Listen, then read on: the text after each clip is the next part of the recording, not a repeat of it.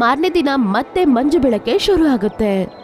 ಮಿಂಕಿ ಗೋರಯ್ಯನ ಮಕ್ಕಳಿಬ್ಬರು ಪಾಪ ಚಳಿಯಿಂದ ಸತ್ತೋಗ್ಬಿಟ್ಟಿರ್ತವೆ. ಮತ್ತೆ ಅದರ ಮುಂದೆ ಅಮ್ಮ ಕುತ್ಕೊಂಡು ಪಾಪ ಅಳ್ತಾ ಇರುತ್ತೆ.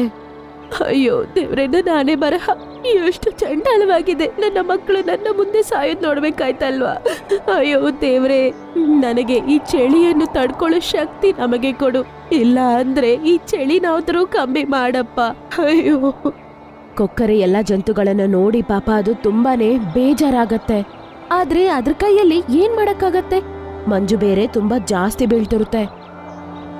ಬೆಳಗಾಯ್ತು, ರಾತ್ರಿ ಆಯ್ತು, ಆದ್ರೂ ಈ ಮಂಜು ಬೀಳೋದ್ ಮಾತ್ರ ನಿಲ್ತಾ ಇಲ್ಲ.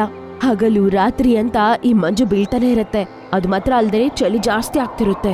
ಪಕ್ಷಿಗಳ ಜೊತೆಗೆ ಕಾಡಿನ ಜಂತುಗಳು ಕೂಡ ಸಾಯ್ತಾ ಇರ್ತವೆ. ಆ ಕಾಡಲ್ಲಿದ್ದ 2 ಮೊಳ ಮತ್ತೆ ಒಂದು ಜಿಂಕೆ ಸತ್ತೋಗ್ಬಿಡುತ್ತೆ. ಅದನ್ನ ನೋಡಿ ಎಲ್ಲ ಜಂತುಗಳು ತುಂಬಾ ಬೇಜಾರಾಗ್ತವೆ. ನೀವು ನನ್ನನ್ನ ಚೆನ್ನಾಗಿ ನೋಡ್ಕೊಂಡಿದ್ದೀರಾ, ಮತ್ತೆ ಒಳ್ಳೆದ್ರಲ್ಲಿ ನೋಡ್ಕೊಂಡಿದ್ದೀರಾ. ಆದ್ರೆ ನನ್ನಿಂದ ನಿಮಗೆ ಏನು ಮಾಡಕ್ಕಾಗ್ತಿಲ್ವೇ? ನನಗ್ ತುಂಬಾ ಬೇಜಾರಾಗ್ತಾ ಇದೆ. ಎಲ್ಲ ಜಂತುಗಳು ಅದನ್ನ ಒಂಥರ ವಿಚಿತ್ರವಾಗಿ ನೋಡ್ತವೆ. ಮತ್ತೆ ಆನೆ ಅಂತಾನೆ, ಅರೆ ಕೊಕ್ರೆ, ನೀನು ಟೆನ್ಷನ್ ಮಾಡಬೇಡ ಕಣೋ.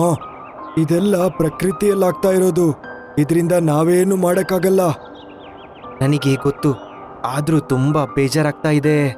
ಈ ಚಳಿಯಿಂದ ಉಳಿಯೋಕೆ ಏನಾದ್ರೂ ಪ್ಲಾನ್ ಇದ್ದೇ ಇರುತ್ತೆ.